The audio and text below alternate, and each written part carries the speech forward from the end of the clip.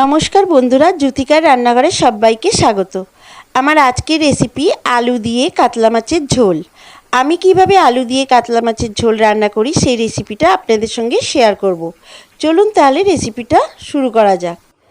কাতলা মাছের ঝোল বানাবার জন্য কাতলা মাছ আমি ভালো করে ধুয়ে পরিষ্কার করে নিয়েছি।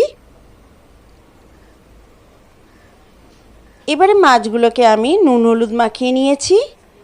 নুন হলুদ মাখানো হয়ে গেছে, আমি 10 মিনিটের জন্য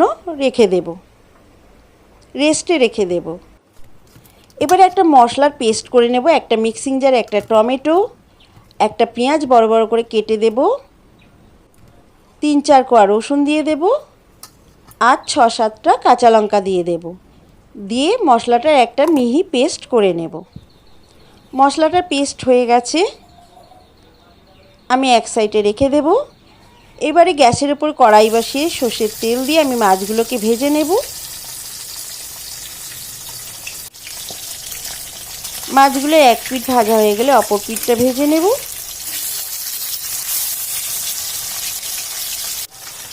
এইভাবে আমি সব মাছগুলো ভেজে নেব। মাছগুলো ভাজা হয়ে গেছে, একটা পাত্রে তুলে রেখে দেব। এবারে ওই মাছ ভাজার তেলেই আমি কেটে রাখা আলুগুলো ভেজে নেব।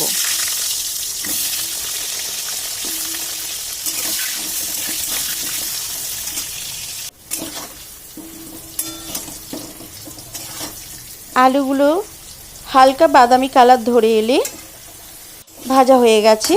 এবারে আলুগুলো তুলে রেখে দেব। এবারে ওই তেলেই 3টে তেজপাতা আর হাফ চা চামচ গোটা জিরে ফোড়নের জন্য দিয়ে দেব। ফোড়নটা কয়েক সেকেন্ড ভাজা ভাজা করে নেব। ফোড়নটা ভাজা ভাজা হয়ে গেলে এবার মশলার পেস্টটা আমি দিয়ে দেব। মশলার পেস্টটা দিয়ে ভালো করে কষিয়ে নিতে হবে।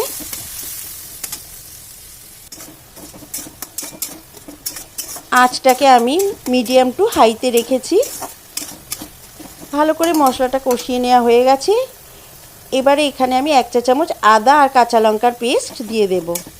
দিয়ে আবার একটু ভালো করে কষিয়ে নেব। মশলাটা ভালো করে কষে এসেছে। এবারে আমি এখানে কিছু গুঁড়ো মশলা দিয়ে দেব। 1 চা চামচ হলুদ গুঁড়ো, 1 চা চামচ কাশ্মীরি লঙ্কার গুঁড়ো আর স্বাদ মতো নুন দিয়ে দেব। দিয়ে সমস্ত মশলাটা আবার একটু ভালো করে কষিয়ে নেব।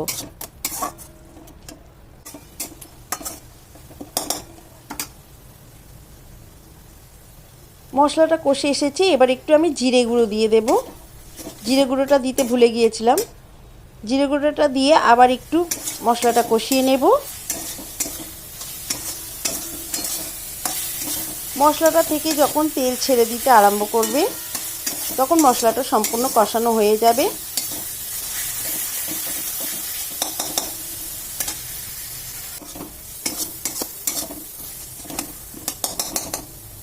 মশলাটা কষানো হয়ে এসেছে।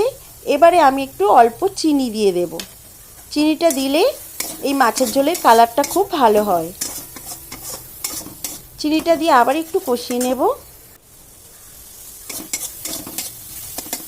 একদম রেডি আমার মশলা কষানো। এবারে ভেজে রাখা আলুগুলো দিয়ে দেব। আলুগুলো দিয়ে মশলার সঙ্গে ভালো করে মিশিয়ে নেব। এবারে আমি পরিমাণ মতো জল দিয়ে দিয়েছি, উষ্ণ গরম জল দিয়ে রান্নাটা হতে দেব। একটা ঢাকা দিয়ে দেব। ঢাকাটা খুলে ফিরে এলাম, ঝোলটা ফুটে উঠেছে। এবারে ভেজে রাখা মাছগুলো দিয়ে দেব। দিয়ে আবার একটু রান্না হতে দেব।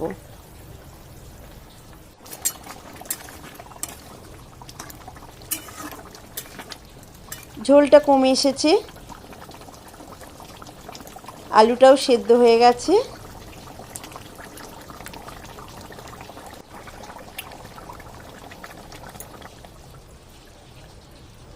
এবারে গ্যাসটাকে অফ করে আমি একটা পাত্রে সার্ভ করে দেব মাছের ঝোলটা।